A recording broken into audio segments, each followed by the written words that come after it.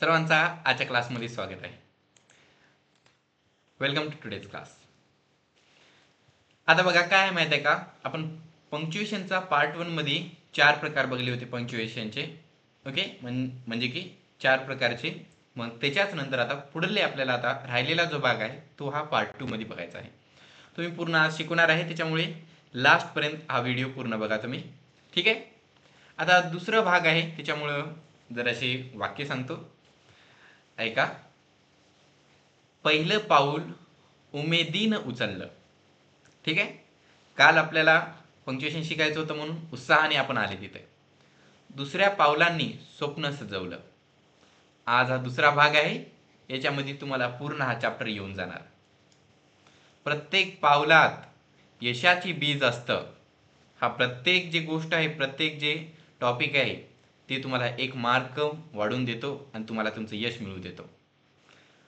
दुसरं पाऊलच प्रवास पूर्ण करतं आणि जे दुसरं पाऊल आहे हाच तुमचा हा टॉपिक पूर्ण करणार आहे, टॉपिक कंप्लीट करणार आहे. ठीक आहे. तर मग सुरुवात करूया आजच्या टॉपिकला. Okay. So hello everyone, myself Navardi. I hope you are having a fantastic day. I am director of Jista Spoken English Academy. If you are new here, don't forget to like, subscribe and share this video with as many friends of yours as you can. Let's dive into today's lesson.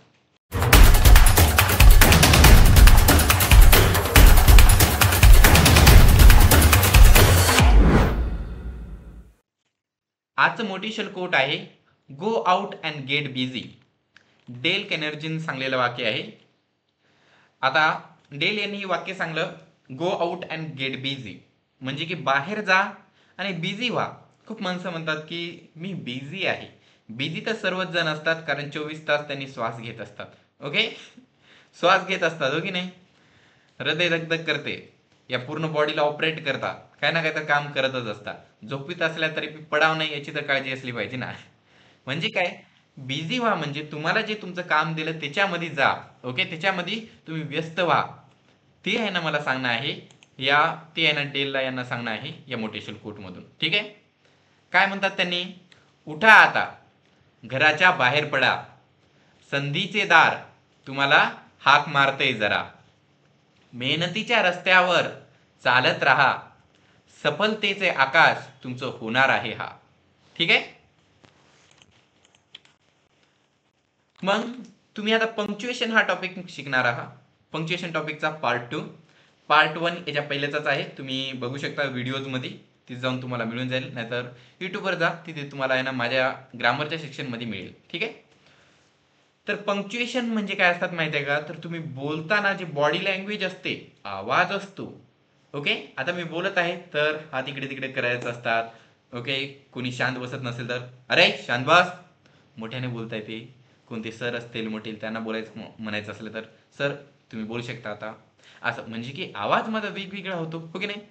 मी उत्साहित असेल तर वेगळा असते, दुःखात असेल तर वेगळा असतो, रागात असेल तर वेगळा असते, खुश असेल तर वेगळा असतो, हो की नाही. हाताचे पण हावभाव वेगळे असतात.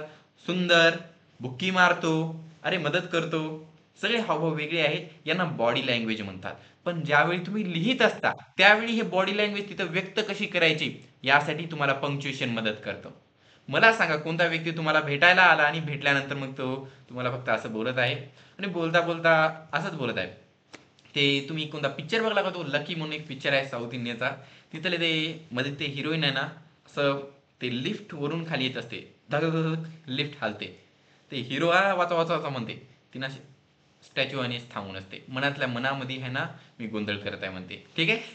मग तर ते कसं इमोशन दाखवत नाही, आणि इमोशन दाखवलं नाही की आपल्याला ते वेगळं वाटलं, असं जनरल वाटलं का नाही. लिहिताना पण आपल्याला इमोशन दाखवता आलेच पाहिजे, नाहीतर ते वेगळं वाटणारच. आणि इमोशन दाखवता येतात त्यांना पंक्च्युएशन टॉपिक म्हणता. क्वेश्चन मार्क असला की त्याला साध्या वाक्याने वाचायचं नसते, मोठ्या आवाजात वाचायचं असतो. प्रश्न विचारल्यासारखं वाचायचं असते. एक्सक्लामेटरी मार्क असला की त्याला आश्चर्यचकित असल्याने वाचायचं असते. एक्सक्लामेटरी मार्क नसला की ते असते वाव अमेझिंग. एक्सक्लामेटरी मार्क असला की ते बनते वाव अमेझिंग. कळालं. हे तुम्हाला पंक्च्युएशन काम करून देत असतात. मग बघा, आता जो पहिला आहे तो आहे एक्सक्लामेटरी मार्क. एक अशी सरळ रेष काढायची, व्हेरी इट इथे एक सरळ रेष काढायची आणि खाली एक टिंब द्यायचा. सरळ रेष आणि टिंब. ठीक आहे. त्याला म्हणायचं एक्सक्लामेटरी मार्क. आता मग कसं असते माहिती आहे का, हे काय करते, तुम्ही आता हे ऐकलं का, कोणाला असं फुगायचं फुगायचं फुगवायचं आणि आता दणकन पाडायचं. ऐकलं? अरे वा भाऊ, किती भारी आहे तू. हा, तुझ्यासारखं कोणीच नाही, इतकी भारी एक्झाम दिला. अरे रेस मारला तू एक्झामला, इकडल्या राईट साईडला पण रेस मारला, लिहू शकतो. अरे बाकीचे कोणीच लिहिलं नाही, तूच लिहिला. असं म्हणत असतात कोणकोणते पोरं. नंतर रिझल्ट आला की कळते की सगळ्यांना जास्त पडले, याला काहीच मार्क पडले नाहीत. घरी जाऊन मार बी पडणार, सगळं काय पडणार. नंतर मग शाळेमध्ये पण तसंच होणार. म्हणून कोणाचं काय ऐकायचं नाही. ओके, स्वतःच्या उत्तरावर ध्यान द्यायचं. ते फुगवणारे खूप येत असतात. एक्सक्लामेटरी मार्क तेच काम करतो, फुगत असतो कोणती गोष्ट किती असले तरी. ओके, आणि ज्यावेळी खरं खरं मध्ये अडचणीची गोष्ट येते त्यावेळी एक्सक्लामेटरी मार्कच काम करतो. पण फुगलेला असतो हा.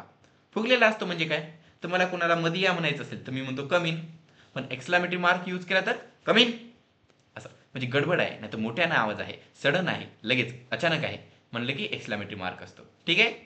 मग हे काय, तुम्हाला तुमचे जे इमोशन्स आहेत, भावना आहेत, ते दर्शवण्यासाठी.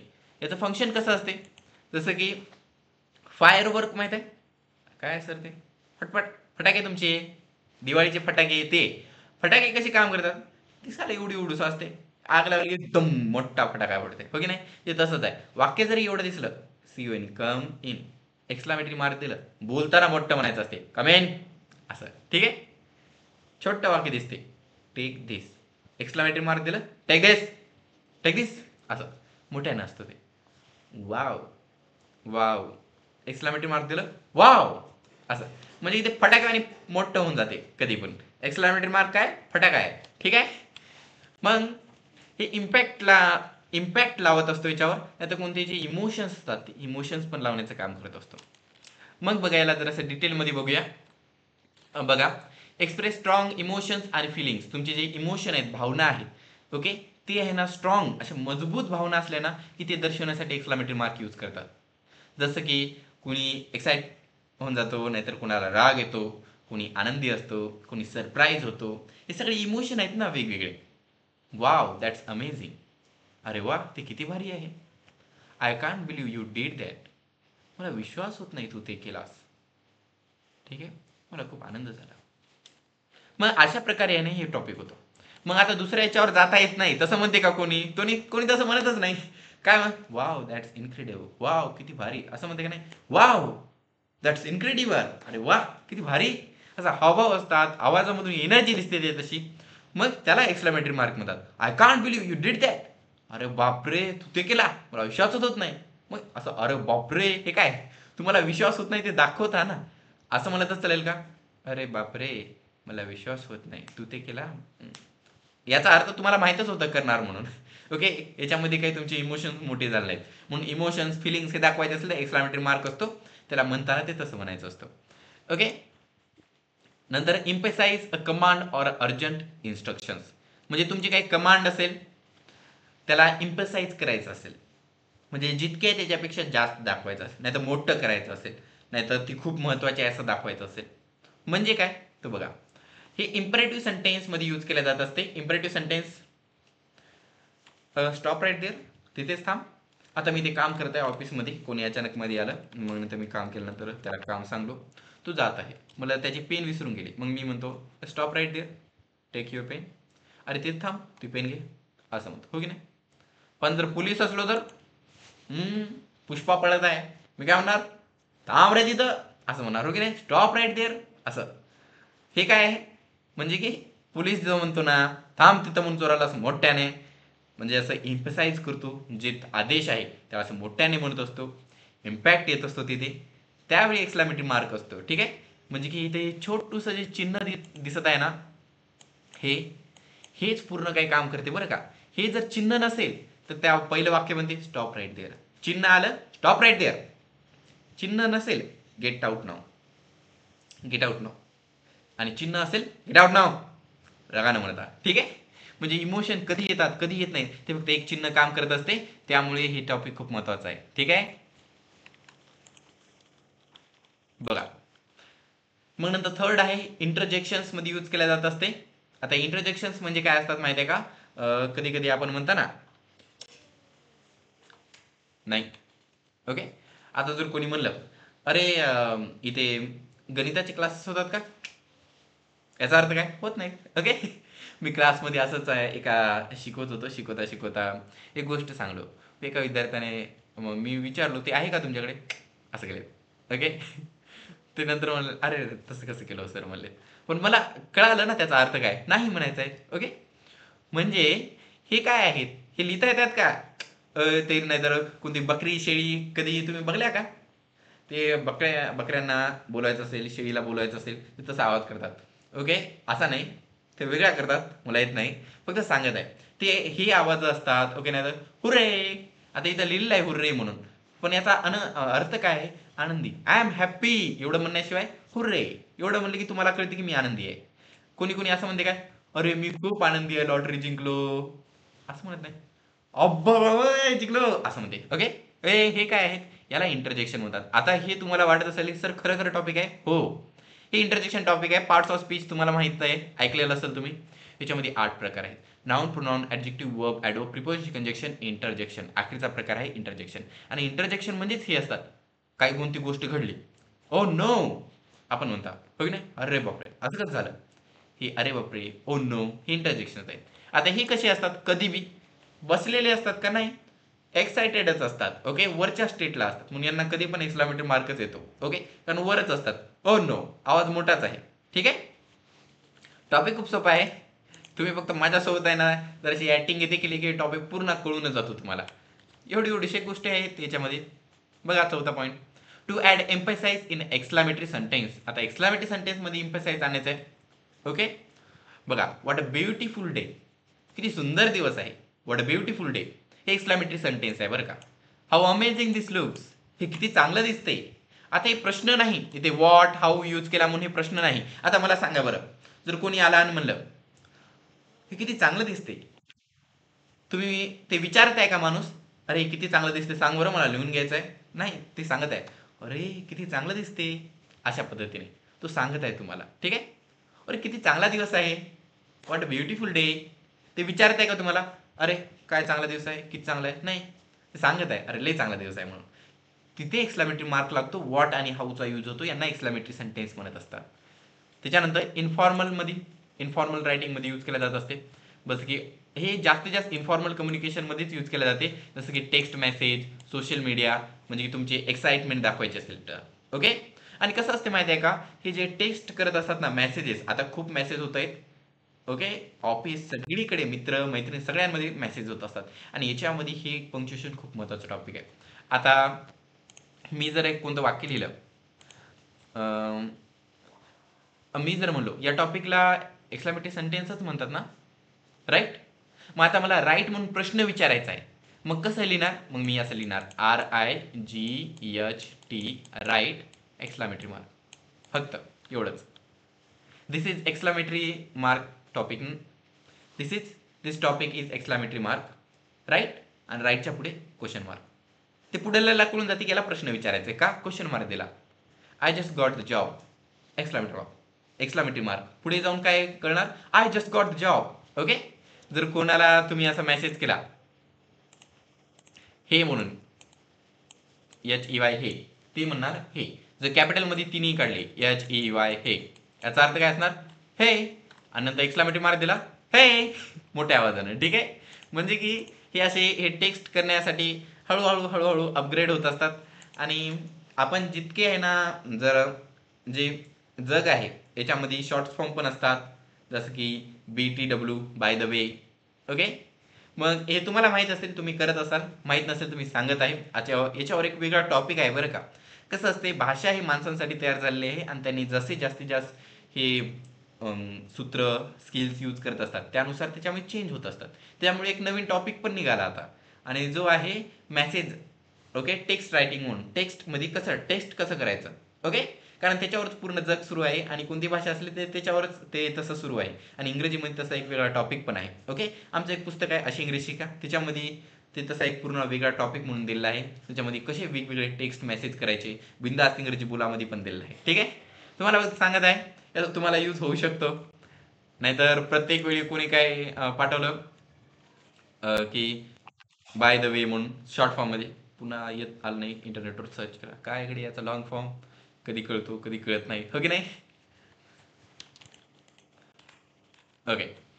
आता मग एक्सक्लेमेटरी मार्कचा कुठे ओव्हर यूज होत असतो ते अवॉइड करायचा, जास्त यूज करायचा नाही. बघा, वाव दॅट्स अमेझिंग, इथे ए 3 4 5 आहे, 3 4 5 असं लिहिलं आहे. इतका वेळ लिहायची काही गरज नाही. हे वावच्या पुढे हे 4 लिहिल्यामुळे असं होणार नाही. वाव ते गाण्याहून येऊन जाते, मग होऊन जाते. एकदाच द्यायचं, वाव दॅट्स अमेझिंग. ठीक आहे. आता सर नाही, मी दुसऱ्यांसारखा खुश नाही, मी जरासा जास्तच खुश आहे.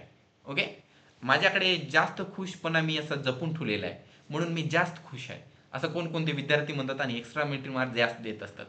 ते शिक्षक पण चेक करणारा पेपर म्हणतो मी पण जास्त खुश आहे, पण माझ्याकडे मार्क तेवढे नाहीत, मी देणार नाही तुला. ओके हे असं भांडणाभांडी व्हावी नाही म्हणून एक्स्ट्रा द्यायचे नाही. कधी कधी सवय पडून जात असते, सवयीचा भाग होतो माणूस, की कधी लिहिताना मेसेज करताना अरे तुला कळालं नाही का एक्सक्लामेटर मार्क अरे असं दर एक्सक्लामेटर मार्क जास्त देतात पेपरमध्ये, मग सवय पडते अरे ही जरासं जास्त सांगायचं मग जास्त देऊन टाकायचे. तशी गरज नसते, एकच दिलेला बरा. नंतर नॉट फॉर डिक्लेरेटिव्ह और इनडायरेक्ट सेंटेन्स, जे डिक्लेरेटिव्ह नाही ते इनडायरेक्ट वाक्य असतात त्यांना यूज करायचं नाही कधी. ठीक आहे. इनडायरेक्ट मध्ये तुम्ही काल क्वेश्चनच्या याच्यामध्ये बघलो होतं, हो की नाही. आता exclamation mark should not replace periods in regular statements, जे साधे वाक्य असतात त्याच्यामध्ये एक्सक्लेमेटरी मार्क यूज करायचा नाही. She said she will come home soon. Okay, ती म्हणाली ती घरी लवकरच येणार. ह्या वाक्यामध्ये असं नसते ती म्हणाली ती घरी लवकरच येणार आता लवकर लवकर नाही, तिथे एक्सक्लेमेटरी मार्क यूज करायचा नाही, फुल स्टॉपच यूज करायचा, कारण ही इनडायरेक्ट सेंटेन्स आहे. ठीक आहे. ओके, म्हणून इनडायरेक्ट सेंटेन्समध्ये एक्सक्लेमेटरी मार्क नसतो, फुल स्टॉपच असतो. त्याच्यानंतर avoid in formal writing, formal writing मध्ये यूज करत जाऊ नका. आता कसं असते माहिती आहे का, कधी कधी ओरडा ओरडी तुम्ही कधी करत असता, ज्यावेळी घरी पप्पा नसतात, मम्मी असते, मम्मी म्हणते शांत बसा, हो मी बसतो, पुन्हा गोंधळ करायचा. हो की नाही, पप्पा की सगळे शांत बसतात. वर्गामध्ये शिक्षक नसला एक गोंधळ होतो मोठाच्या मोठा, अचानक सगळे शांत होतात, जरासा बी आवाज येत नाही, मग आपल्याला कळते बाजूला बघतात तिकडे सर आले. ओके, अचानक सगळा वर्ग शांत होऊन जातो का, जेव्हा सर आले. मग ते तसंच आहे, तुम्हाला फॉर्मल रायटिंग म्हणजे काय असते, सरांना पत्र लिहिणे, ओके, मुख्याध्यापकाला बॉसला यांना पत्र लिहिणे, मग त्याच्यामध्ये ओरडाओरडी होणार का, होणार नाही, ते त्याच्यामध्ये त्याचं लिहायचं नसते. म्हणून त्याच ठिकाणी एक्सक्लेमेटरी मार्कचा यूज तितका करत जाऊ नका, जास्त यूज करायचं नाही. ठीक आहे, ते आवडत बी नाही, मोठ्यानं आवडते का तशा गोष्टी नाही. मग एक क्वेश्चन विचारतो तुम्हाला, सांगा बरं उत्तर. Choose the sentence with the correct use of an exclamation mark. Exclamation mark correct बरोबर यूज केलेलं खालीपैकी कोणतं वाक्य आहे. ए आहे stop you are going the wrong way, stop you are going the wrong way. Okay. B आहे what a lovely surprise. C आहे I will meet you tomorrow. आणि डी आहे she asked if you were coming. आता बघा, दिसत नसेल ना, चारही दिसत आहेत ऑप्शन, सांगा उत्तर.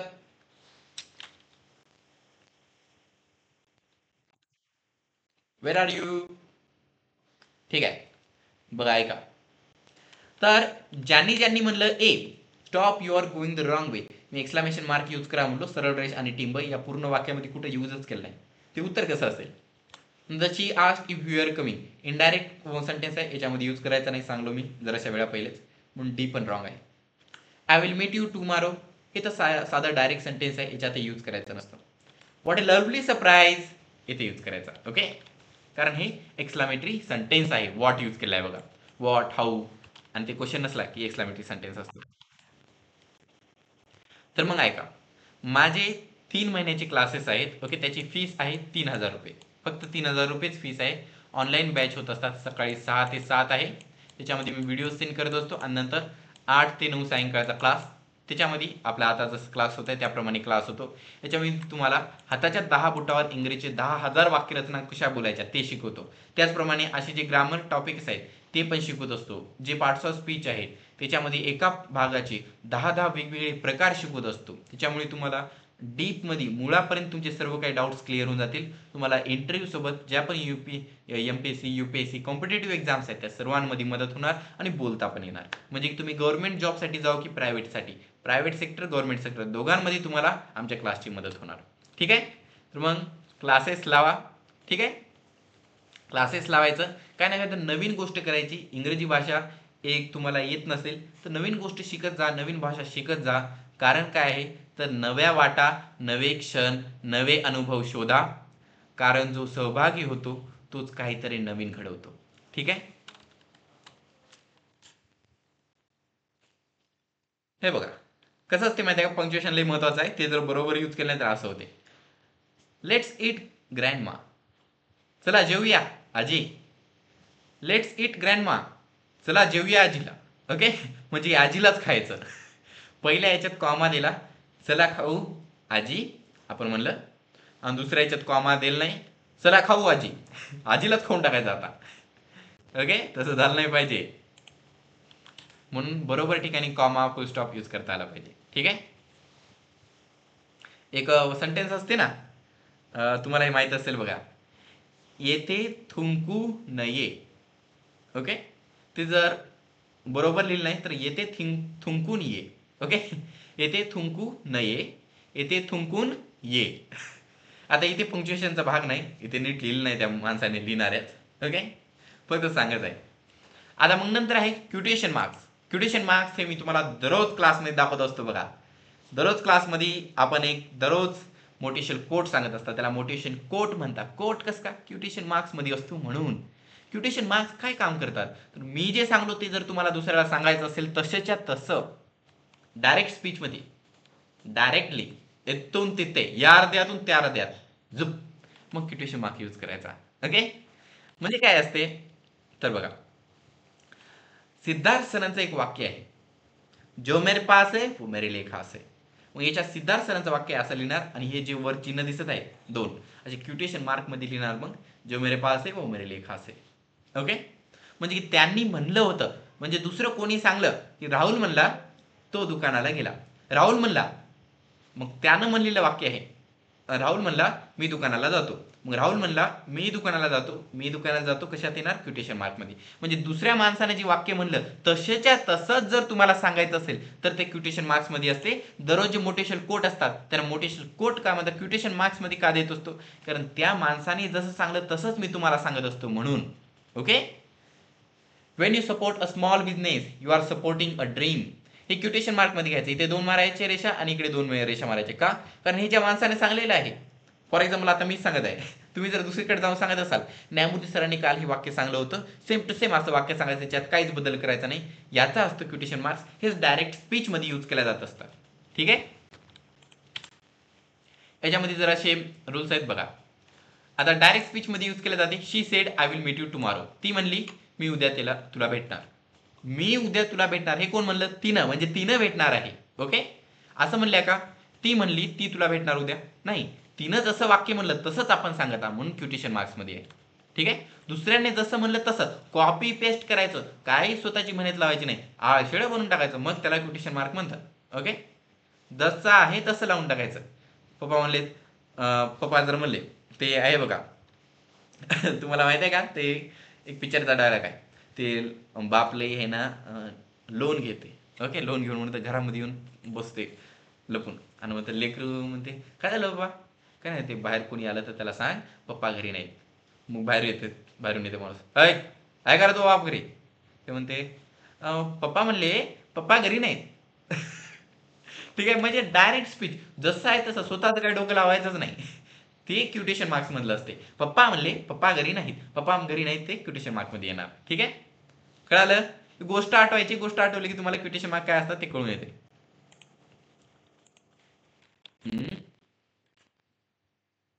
ओके, मग त्यानंतर बघा, indicate quotation or extract. According to Albert Einstein, imagination is more important than knowledge. ज्ञानापेक्षा जे इमॅजिनेशन आहे तुमचं ते खूप महत्वाचं आहे, हे अल्बर्ट आइन्स्टाईननी म्हणलं. सेम टू सेम त्यानं जसं वाक्य म्हणलं ते लिहिल्यामुळे ते क्युटेशन मध्ये लिहिलेलं आहे. ठीक आहे. आणि नंतर जे टायटल्स असतात ते शॉर्ट मध्ये तुम्हाला दाखवायचे असतील. I love reading the road not taken by Robert Frost. म्हणजे कधी कधी आता मी तर तुम्हाला सांगलो डायरेक्ट स्पीच, नाही तर ज्यानं जसं म्हणलं तसं सांगायचं, कोणाचे मोटिवेशनल कोट सांगायचे तर क्युटेशन मध्ये लिहायचं. अजून तिसरा प्रकार आहे की तुम्हाला जर टायटल लिहायचे असतील पुस्तकाचे, की मला हे लिहायला, मला वाचायला खूप आवडते, त्या पुस्तकाचं नाव आहे ना the road not taken, Robert फ्रॉस्टने लिहिलं, तर रोड नॉट टेकन हे पुस्तकाचं टायटल आहे म्हणून ते क्युटेशन मार्क मध्ये घेतलं.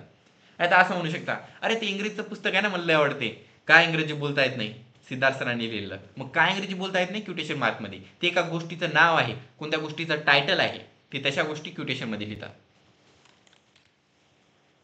त्याच्यानंतर स्पेशल केस मध्ये असतो कधी कधी, the so called expert couldn't answer a simple question. आता तुम्हाला माहित आहे बघा, कधी कधी बोलताना माणसं असं करतात.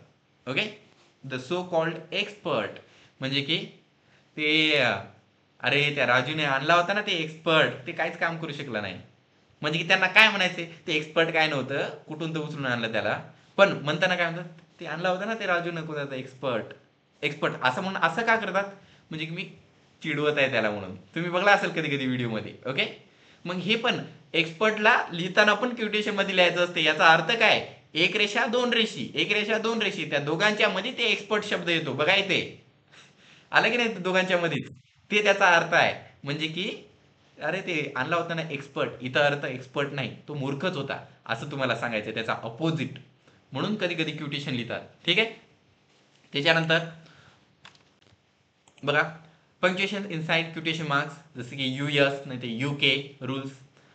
आता यूएस आणि यूके चे रूल्स कसे आहेत माहिती आहे का, तर यूएस चा रूल आहे, तुम्ही कधी ऐकलं असेल, इन यूएस असता आणि यूके स्टाईल आहे, म्हणजे की अमेरिकन स्टाईल आहे, ब्रिटिश स्टाईल आहे. तसंच यूएस ची स्टाईल आहे, हॅलो लिहायचं, फुल स्टॉप लिहिला बघा आणि त्याच्या बाहेर क्युटेशन मार्क द्यायचा. यूके ची स्टाईल आहे, हॅलो लिहायचं, क्युटेशन मार्क द्यायचा, त्याच्या बाहेर फुल स्टॉप लिहायचा. कधी कधी तुम्हाला कन्फ्युज होत असेल, सर हे जे क्युटेशन मार्क आहे त्याच्या मध्ये फुल स्टॉप लिहायचा की बाहेर. कधी कधी मध्ये दिसतो, कधी कधी बाहेर दिसते, दिसणारच का, कारण यूएस ने मध्ये दिलेला आहे फुल स्टॉप, यूके ने बाहेर दिलेला आहे. कस का, त्यांना डोकं नव्हतं, अवघडच्या अवघड करून टाकली इंग्रजी. मी तुम्हाला सांगतो, इतके वाचत राहतात, स्पेलिंग बदलून टाकतात. कलरची स्पेलिंग COLOUR, दुसरं COLOR, दोन्ही एक कोणती बरोबर आहे, दोन्ही बरोबर आहेत का, एक ना अमेरिकन आहे, दुसरी ब्रिटिश आहे. ठीक आहे, म्हणजे की एक जे अभ्यास असा होता ना, त्याला अजून मोठा करून टाकलेला आहे. म्हणजे जे क्लासेसवर लिहितात, मी तुम्हाला ब्रिटिश इंग्लिश शिकवणार, अमेरिकन इंग्लिश शिकवणार, मला तर वाटतं ते जाऊन पकडावेच त्यांना. काय अवघड करून टाकलं रे तुम्ही. म्हणजे की त्यांनी जर तितकं नाव घेतलं नसतं, ब्रिटिश आहे अमेरिकन आहे, तर इतकं मोठी गोष्ट बनलीच नसती ना. ओके, आपापली साधी इंग्रजी राहिली असती. अवघड करून टाकलेत इथे बी बघा. आता रूल आणावाच लागला मला यूएस आणि यूकेचा, कारण एक्झाम मध्ये येत असतो मग. ओके, मग नंतर बघा, सिंगल नाहीतर डबल क्युटेशन मार्क्स. आता ब्रिटिश इंग्लिश मध्ये कसं असते माहिती आहे का, single marks are often used instead of double. म्हणजे ब्रिटिश इंग्लिश जे आहे ना, त्याच्यामध्ये सिंगल मार्क यूज करतात जास्तीत जास्त. आता इथं दोन दाखवलं बघा, पण एकच यूज करतात, त्याच्यामध्ये लिहितात बघा कधी कधी आहे ना शब्द enemy, single. Example, he said I shall come tomorrow, एकच सिंगलच यूज केलाय. ठीक आहे. पण अमेरिकन इंग्लिश मध्ये डबल यूज करतात, डबल केलं आणि नंतर I shall come tomorrow. Okay, पण कोणती इंग्रजी तुम्ही फॉलो करता त्याच्यावर डिपेंड आहे, आणि कोणते पुस्तक वाचताना हे जर असा एक साईड रूल आहे. ब्रिटिश असेल तर सिंगल आणि अमेरिकन असेल तर डबल क्युटेशन मार्क असतो. ओके, तुम्ही यूज केला असेल ना. मग याच्यामध्ये चुका जर अशा मिस्टेक्स काय होतात बघा, इनडायरेक्ट स्पीच. मग indirect speech doesn't require quotation mark. Indirect speech मध्ये क्युटेशन मार्कची गरज नसते. She said that she was tired, she said that she was tired. आता इथे बघा काय माहिती आहे का, she said that she was tired, इथे क्युटेशन मार्कची गरजच नाही. कारण काय असते, डायरेक्टचं इनडायरेक्ट करताना क्युटेशन मार्क कॅन्सल करतात, त्या ठिकाणी दॅट लिहितात. तुम्हाला माहितच आहे. माहित नसेल तर डायरेक्ट आणि इनडायरेक्ट स्पीचचा व्हिडिओ बघा, नाहीतर तो टॉपिक मी तुम्हाला याच्यानंतरच शिकवणार. ठीक आहे. त्याच्यानंतर इनकरेक्ट प्लेसमेंट ऑफ पंक्च्युएशन, बरोबर ठिकाणी लिहिले नाही, यूज केलं नाही बरोबर ठिकाणी. कसं, शी सेड आय एम फाईन, ती म्हणाली मी ठीक आहे, पण इथे बघा क्युटेशन मार्क कुठे यूज केला, ते बरोबर नाही. इथं जे टिंब आहे तो मध्ये यूज करायला पाहिजे होता. ठीक आहे. तर आपण कोणती इंग्रजी यूज करता, यूएस, मग ते मध्ये यूज करायचं. त्याच्यानंतर over using for emphasis, quotation marks जास्त जास्त ठिकाणी म्हणजे की उगच यूज करायचं नाही. This is a great opportunity, मग ग्रेट लाईन क्युटेशन मार्क मध्ये घ्यायचं. याचा अर्थ काय होतो, this is a great opportunity, म्हणजे खरं खरं मध्ये मोठी नाही. ओके, तसा अर्थ बनला नाही पाहिजे. क्युटेशन मार्क्स उगच कुठे यूज करायचे नाही, जिथे गरज पडली तिथेच करायचं. ओके, मग तुम्हाला एक क्वेश्चन विचारतो, सांगा. She asked where are you going, A आहे. She asked where are you going, B. She asked where are you going, C. She asked where are you going, D. Give me the answer. एक minute.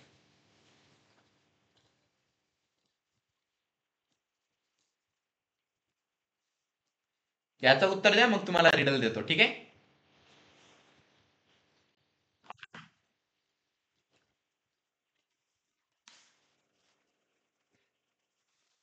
हम्म बघा आता, ज्यांनी ए answer म्हणलेला आहे, शी आस्ट वेर are you going, इथे बरोबर नाही, तुम्हाला क्युटेशन मार्क्स यूज करायचा आहे आणि या ठिकाणी चुकीचं यूज केलं आहे. ओके. त्याच्यानंतर बघा, कारण जे कॉमा आहे, क्वेश्चन मार्क आहे, तो बाहेर आलेला आहे बघा क्युटेशन मार्कच्या. त्याच्यानंतर शी आस्ट वेर आर यू गोईंग, क्वेश्चन आहे, आपल्याला क्वेश्चन मार्क असला पाहिजे, फुल स्टॉप दिला इथे. शी आस्ट वेर आर यू गोईंग, क्युटेशन मार्क यूजच केलं नाही इथे. ओके, बी करेक्ट आहे, कारण क्युटेशन मार्कच्या मध्ये क्वेश्चन मार्क आहे. तर तुम्हाला म्हणलं होतं मी रिडल देणार म्हणून. So it's riddle time, please answer my riddle. रिडलचे उत्तर द्या. Are you ready? Listen. What can you break without hitting or dropping it, असं काय आहे जे तुम्ही खाली पाडून नाही तर बुक्की पण मारून त्याला आहे ना, न मारता त्याला तोडू शकता. अशी कोणती गोष्ट आहे ज्याला तुम्हाला मारायची पण गरज नाही आणि खाली पाडायची पण गरज नाही, ती तुटते? म्हणजे कप खाली पडला की तुटते, नाही तर त्याला मारलं की तुटते, हो की नाही? ती तसं अशी कोणती गोष्ट आहे ज्याला मारायची नाही तर खाली पाडायची काहीच गरज नाही, ते तुटून जाते? काय असते?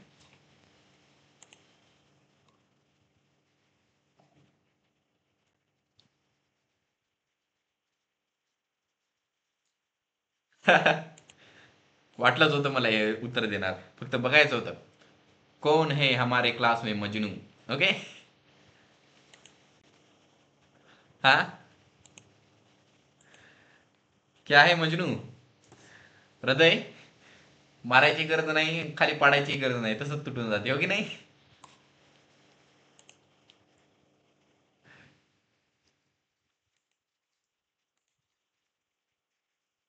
कसं विचार करायचा, आपला क्लास कोणता आहे? फॅमिली फ्रेंडली क्लास आहे. ओके. मग याच्यामध्ये अशा गोष्टी मी विचार बोलत नसतो. बोलल्या तरी तुम्ही सांगायचं नाही.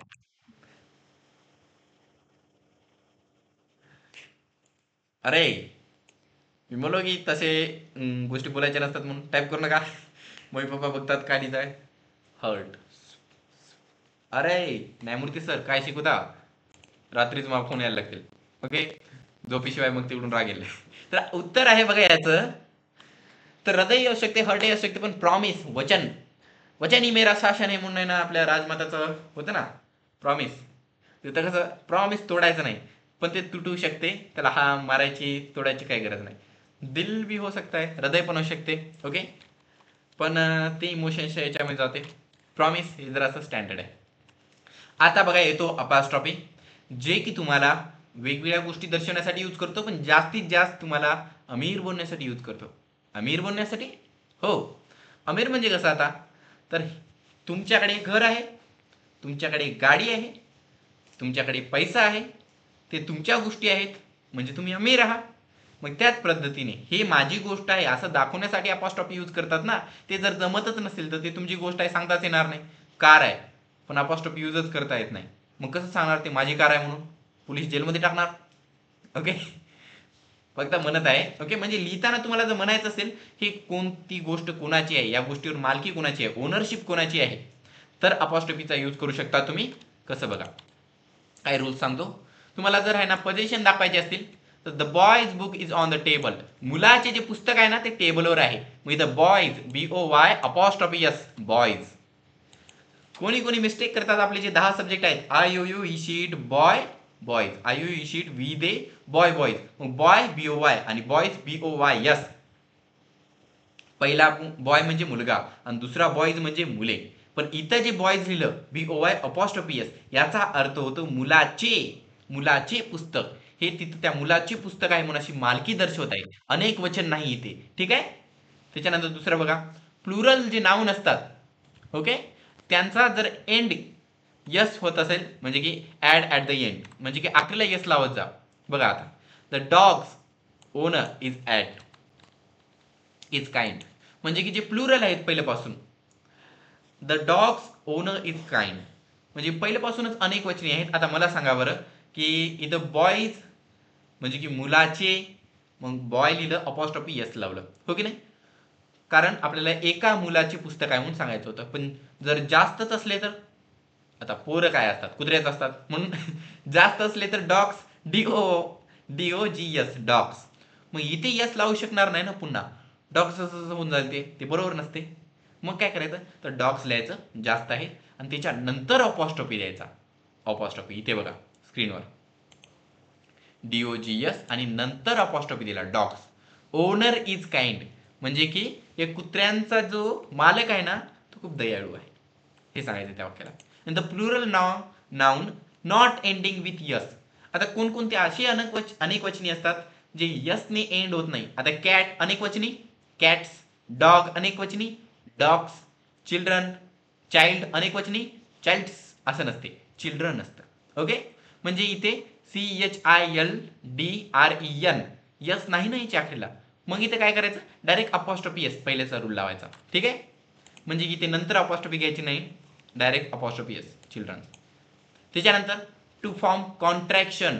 आता हे तर एकवचनी अनेकवचनीची गोष्ट झाली, त्याच्यासोबत कोणत्या गोष्टीवर मालकी दर्शवायची गोष्ट झाली. याच्यानंतर ग्रामरमध्ये पण यूज केलं जातं कॉन्ट्रॅक्शन, म्हणजे जी मोठी गोष्ट आहे त्याला छोटं करण्यासाठी. जसं की डू नॉट हे लिहायचं DON apostrophe t, don't. It is मग याला लिहायचं IT apostrophe s, it's. Okay, shall not shan't यानुसार, म्हणजे की तुम्हाला ते मोठे जे शब्द आहेत त्यांना छोटं करायचंय. ओके, एवढंच करायचं. त्याच्या मदतीने तुम्हाला आहे ना त्याच्यामध्ये हे ग्रामरचा भाग आहे. ओके, अपॉस्ट्रॉफी ग्रामरमध्ये कसं यूज करतात.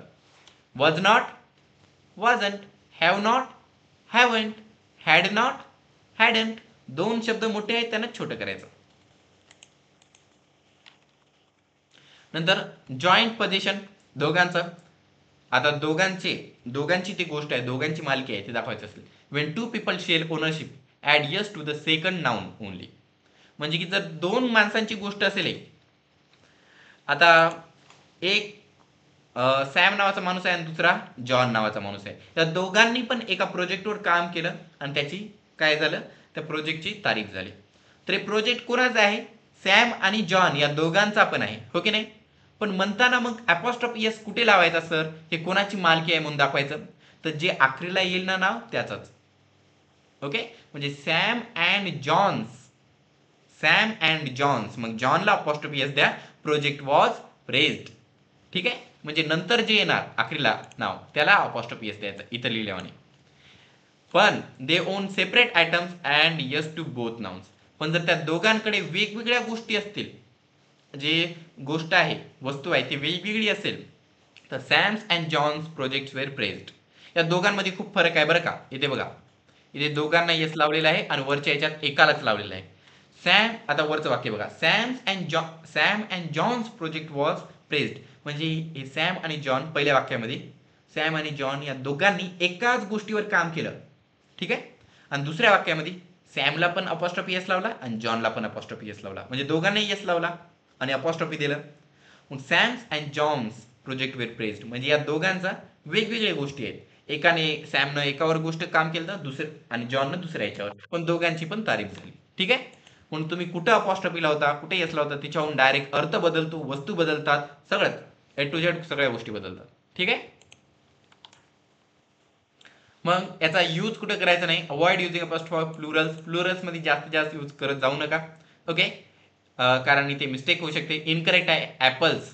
आता ॲपल्स आर टेस्टी असं नाही यूज करता, apples are tasty direct use करायचं.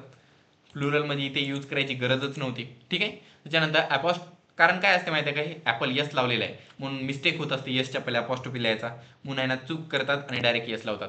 खूप जण बॉईज आपल्या क्लासमध्ये लिहायचं BOYS असं लिहिण्याशिवाय अपॉस्ट्रॉफी देतात. इथं हे असं प्लुरलमध्ये करताना अनेकवचनी करताना अपॉस्ट्रॉफी यूज करायची चूक होत असते, ते दूर करा. त्याच्यानंतर apostrophe in time and measurement, म्हणजे जिथं वेळ नाही तर मोजण्याची गोष्ट असते तिथं यूज करायचं नाही. ठीक आहे, यूज टू इंडिकेट टाइम नाही तर क्वांटिटी पोझिशन, जसं की डेज वर्क. आता मग DA apostrophe S 2 weeks notice. Okay, इथे आहे ना यूज करायचा, म्हणजे ज्यावेळी वेळेबद्दल बोलत आहात, ठीक आहे, मेजरमेंट बद्दल बोलत आहात, वरची गोष्ट आली खाली आणि त्याच्यामुळे कॉपी पेस्ट केलं वाटते. ही इथे यूज करू नका, तिथे यूज करू नका, कुठंच यूज करू नका. कोणाला कळालं. एकदा पुन्हा सांगतो छोट्या शब्दांमध्ये. अनेकवचनी गोष्टींमध्ये अपॉस्ट्रॉफी यूज करू नका. अपॉस्ट्रॉफी म्हणजे हे डोक्यावरचं जे चिन्ह असते ते शिंग म्हणून टाकायचं. ओके, जे बी अक्षर असते ना त्याच्यावर एकच शिंग असं. त्याच्यानंतर जे वेळ नाहीतर कोणतं मोजणं असेल ते त्याच्यामध्ये अपॉस्ट्रॉफी यूज करायचं असते, म्हणजे हे पूर्ण एका दिवसाचं काम आहे ते, अ डेज वर्क, म्हणजे डे अपॉस्ट्रॉफी एस दिवसाचं. ठीक आहे, 2 weekचे नोटीस आहे. 2 वीकची म्हणजे च काम करत असतो अपॉस्ट्रॉफी जास्तीत जास्त इंग्रजीमध्ये. करेक्ट यूज कुठे आहे? आता मी जितक्या पण गोष्टी सांगतो ते मी याने एक्झाम्पल मध्ये तुम्हाला देत आहे बरं का. जसं की सिंग्युलर मध्ये द साराज पेन अपॉस्ट्रॉफीच्या नंतर यस. प्लुरल मध्ये द टीचर्स लग इज क्लोज्ड. आता यसच्या नंतर अपॉस्ट्रॉफी यूज केला इथे, ठीक आहे. त्याच्यानंतर मग कॉन्ट्रॅडिक्शन मध्ये म्हणजे कॉन्ट्रॅक्शन करायचं, सॉरी कॉन्ट्रॅक्शन करायचं आहे, इट इजच्या शिवाय इट्स यूज केलं फक्त. त्याच्यानंतर जॉईंट पोझिशन दोघांची एकच गोष्ट आहे, the Alice and bobs car is new. म्हणजे अलाइस आणि बॉबची जी कार आहे ना ती नवीन आहे, पण त्या दोघांची बरं का एकच कार आहे, एकच.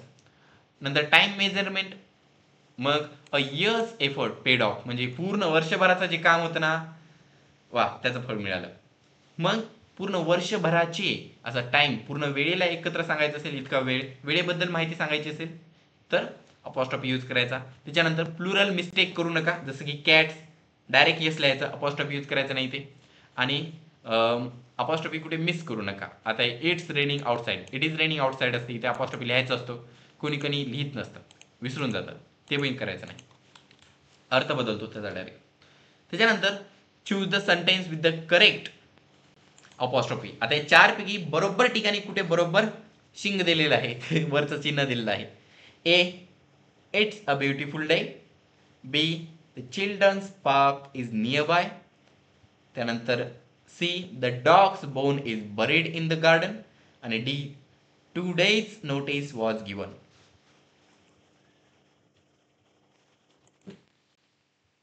ओके, बघा ए तर नसणार नाही, कारण इट्स अ ब्युटिफुल डे मध्ये अपॉस्ट्रॉफी लिहिलंच नाही, यूजच केलं नाही कुठे वाक्यामध्ये. त्याच्यानंतर डी नाही, कारण 2 days नोटीस वॉज गिवन, इथे पण हे नाही. त्याच्यानंतर बी पण नाही, the children's park is nearby. The dog's bone, okay apostrophe इथे यूज केलेला आहे correct. The dog's bone is buried in the garden, ठीक आहे. इथं यस लावलेला आहे ना चिल्ड्रनला. चिल्ड्रन्स कसं येणार, चिल्ड्रन पहिल्याच पासून अनेक वचनी आहे, ओके कळालं का. त्याच्यानंतर बघा, आता कसं असते माहिती आहे का तुम्हाला, मागेच जे इंग्रजीतून सांगलो मोटेशन को पंक्च्युएशन चुकलं तर काय होते, आता मराठीतून सांगतो पंक्च्युएशन चुकलं तर काय होते. एका चोराला आहे ना पोलिसांनी पकडलं, पकडल्यानंतर मग त्याला म्हणलं मी तुला या बारला सोडणार, पण बरोबर आहे ना तू आम्हाला लिहून दे की मी चोरी करणार नाही म्हणून, ठीक आहे.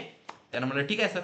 त्यानं मग लिहिलं मी चोरी करणार कॉमा नाही केल्यास मला शिक्षा द्यावी फुल स्टॉप.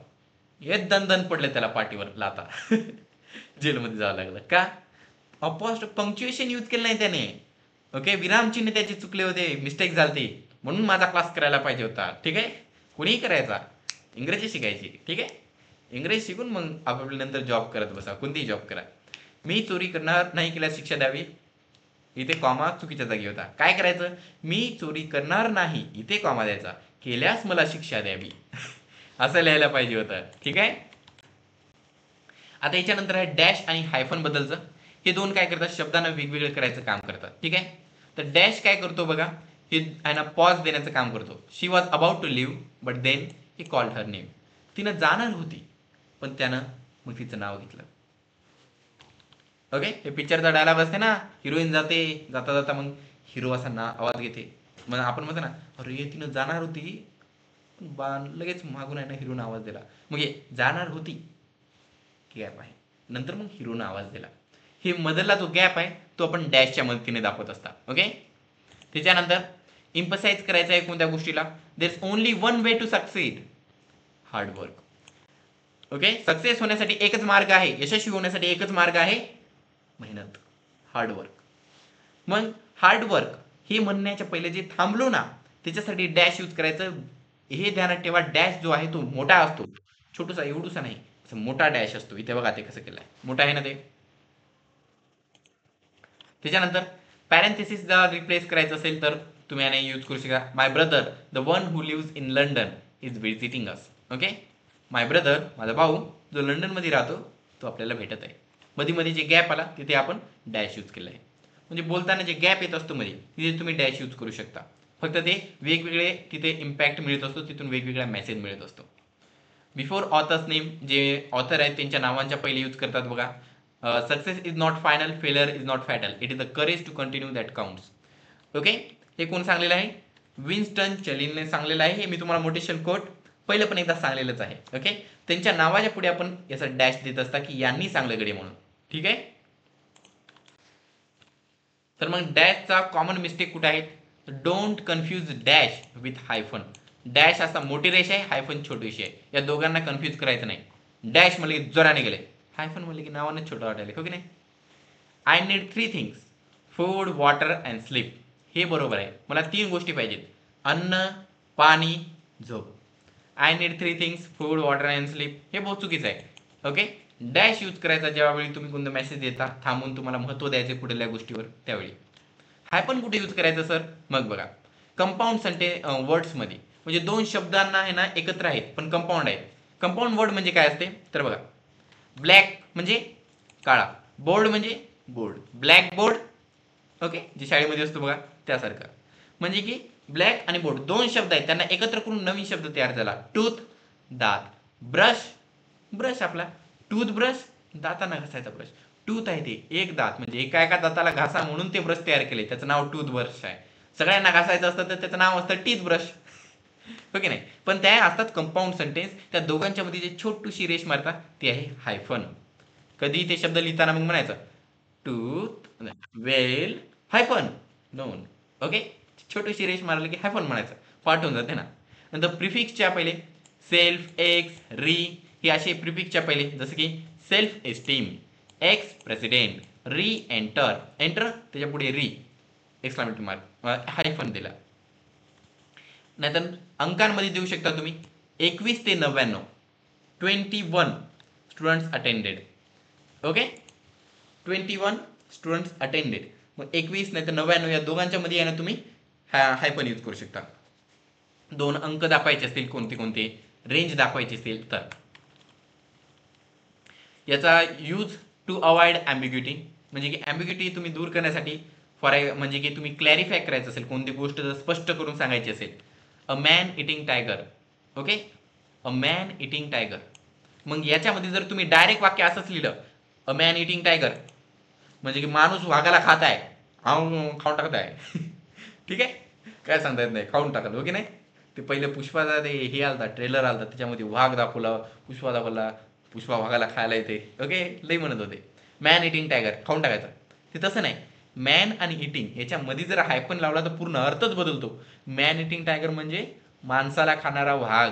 ठीक आहे, म्हणजे असा वाघ जो माणसांना खात असतो. पण जर हायफन दिला नाही तर काय होते, माणूसच वाघाला खात आहे, अर्थच बदलून गेला ना, उलटाच अर्थ झाला छोटूस चिन्ह न दिल्यामुळे. म्हणून हे खूप महत्वाचं आहे. ठीक आहे, नंतर word breaks at the line end, म्हणजे कधी कधी काय असते माहिती आहे का, पूर्ण पेज भरून जाते तुमचं, हो की नाही? असं लिहिता लिहिताना पूर्ण पेज भरते. मग इथे इथे असं शब्द आखरीत अर्धा शब्द असला, एक छोटी रेष मारायची इकडे. ओके, आणि मग इथून सुरुवात करायची. मग ते छोटी रेष काय काम करते, हे हायफन आहे, काय काम करते? सुपर, छोटी रेष मारली, पेज संपलं म्हणून. आता इथं संपलं नाही, सपोज संपलेलं आहे, मग खाली मग इथे सुरुवातीपासून लिहायचं ह्युमन स्ट्रेंथ. वाचताना काय वाचतात? Super human strength. ठीक आहे, तर मी क्वेश्चन विचारतो तुम्हाला, चूज द करेक्ट, खालीलपैकी बरोबर यूज करा ज्याच्यामध्ये डॅश यूज केलेला आहे. कोणता आहे correct? I need 3 things, food, water and shelter. I need 3 things, food, water, shelter. ज्यांनी ए म्हणलेलं आहे त्यांचं उत्तर चुकीचं आहे, बी करेक्ट आहे, कारण हे देतो पण तुम्हाला मी डॅशच्या याच्यामध्ये, हो की नाही? आता हे सांगा, हायफन कशामध्ये बरोबर यूज केलं? She is a well known author, she is a well known author.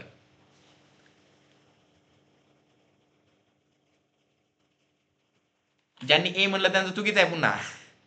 ठीक आहे, अरे वेल नोन मध्येच हायफन यूज केला, छोटी रेष, वरच्या याच्यात काही यूजच केलं नाही. ठीक आहे, तर मग एक वाक्य सांगतो, जर तुम्हाला अजून पुढेला अजून क्लास करायचा आहे, एक भाग राहिलेला आहे, आखरीचा भाग राहिलेला आहे, ते करण्यासाठी एक वाक्य सांगायचं आहे, मोटिवेट करण्यासाठी तुम्हाला, पुन्हा ऐका. ठीक आहे,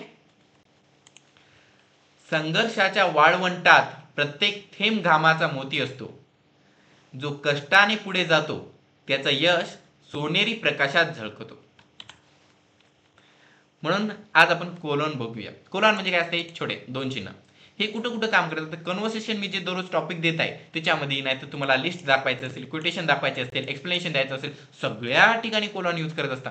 खरं सर? हो. आता बघा तुम्ही काय करता, इथे एक टॉपिकचं नाव लिहिता, इंट्रोड्युसिंग लिस्ट आणि पुढे असे दोन टिंब देतात. नाहीतर मम्मीनं दिलेले लिस्ट दोन टिंब देतात. मग लिहितात दूध, दही, पाणी, पुरी. पाणीपुरी ना, पाणी तर घरीच असते. ओके, तेल, खोबऱ्याचं तेल. ठीक आहे. मग नंतर तेल, शेंगदाण्याचं तेल, असं म्हणून एक लिस्ट बनवता. पण त्या लिस्टच्या वर असे दोन टिंब देता. क्युटेशन कधी द्यायचं असेल मग वर टॉपिक लिहिता, नाहीतर त्या माणसाचं नाव लिहिता, दोन टिंब देता, खाली क्युटेशन लिहिता. एक्सप्लेनेशन द्यायचं असेल, फोटोसिंथेसिस, नाहीतर क्लासेस, जिसदास इंग्लिश क्लासेस, टिंब दिलं, खाली एक्सप्लेनेशन दिलं, असे असे क्लासेस आहेत गडे आमचे. पण ते टिंब देताना ते काय सांगतात, याच्याबद्दल माहिती देत आहे, हे लिस्ट आहे, इंट्रोडक्शन देत आहे, क्युटेशन आहे. हे म्हणजे टिंबाचं काम आहे. हे दोन टिंब जिथे देतात त्यांना म्हणायचं कोलॉन. मग तुम्हाला जर लिस्ट इंट्रोड्यूस करायची असेल तर जसं की ट्रिपला जाण्यासाठी काय काय लागते, दोन टिंब दिले, मग फूड, वॉटर आणि एक मॅप, नकाशा. जर तुम्हाला एक्झाम्पल इथे देतो, इंट्रोड्यूस अँड एक्सप्लेनेशन द्यायचे, एक्झाम्पल म्हणून लिहिता तुम्ही आणि पुढे एक्झाम्पल लिहिता, पण त्याच्या पुढे मग दोन टिंब दिले नाही ते. ओके, नाही तर इथेही बघा, she finally reveal her secret, दोन टिंब दिले आणि नंतर she was moving to Canada. Same to same आहे. नंतर क्युटेशन मध्ये क्युटेशन लिहायचं आहे. Example, the teacher repeated the rule, टीचरने ही रूल सांगला, दोन क्युटेशन दिले आणि मग नंतर क्युटेशन मार्क मध्ये सरांनी जे सांगलं ते पुन्हा सांगत आहे. त्याच्यानंतर कोणता पॉईंट आहे त्याला एम्फसाइज करायचं असेल, there is one thing you must remember, पुन्हा क्युटेशन दिला आणि नेव्हर गिव्ह अप. आता बघा, हे तुम्ही आहे ना डॅश मध्ये पण यूज केलं आहे. एम्फसाइज करायचं आहे इकडे मला पॉईंट, डॅश यूज केला आणि त्याच्यानंतर पुढे गोष्ट चांगली थांबलेली आहेत. कोणते कोणते पॉईंट्स आहे ना वेगवेगळ्या ठिकाणी बार बार यूज केल्या जात असतात, पण त्यांचं काम काय ते फक्त तुम्ही ध्यानात ठेवा, ते तुम्हाला मदत करणार. नंतर तुम्हाला वेळेला टाइम अँड रेफरन्स सांगण्यासाठी, मग मीटिंग तुमची कोणत्या वेळी आहे, 3:30, 1:10, हे असं 1:01 हे वेळ सांगण्यासाठी, जेनेसिस सांगण्यासाठी तुम्ही यूज करत असता बघा, हो की नाही.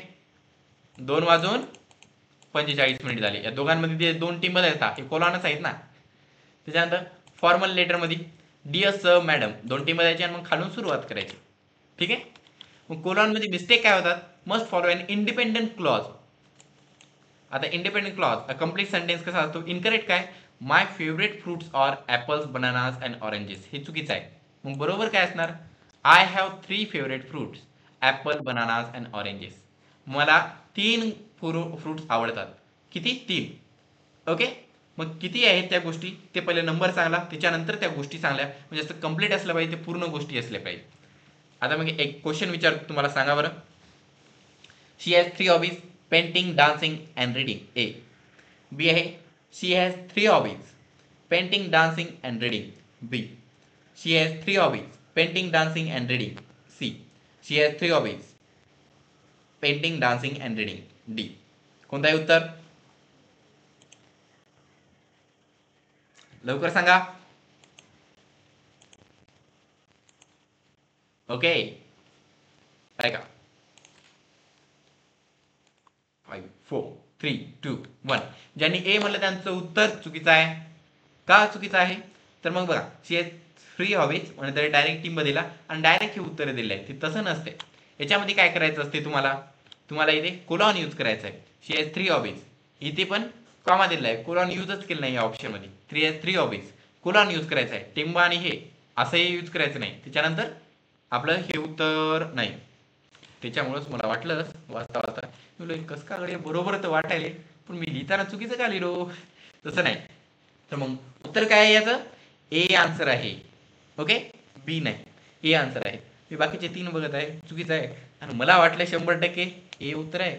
ते क्लिक केलं की एलाच रॉंग दाखवलं. मग मी म्हणताना म्हणलो ठीक आहे, चुकीचं आहे गडे, काय बरोबर आहे. मग डोक्यामध्ये परेशान व्हायलो. तुम्ही व्हिडिओ बघताना बघत असाल माझ्या चेहऱ्याकडे की सर असं का बोलत, मी परेशान व्हायलो की याच्यात तरी काही चूक वाट नाही गेली, तरी माझं हे बी उत्तर बरोबर आहे का म्हणत असेल, नाही तर दुसरे उत्तर बरोबर आहे.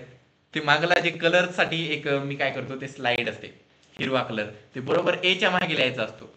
मी काय केलो, बी च्या मागे लिहिलंय. ओके, उत्तर ए करेक्ट आहे. आता सांगतो, ठीक आहे.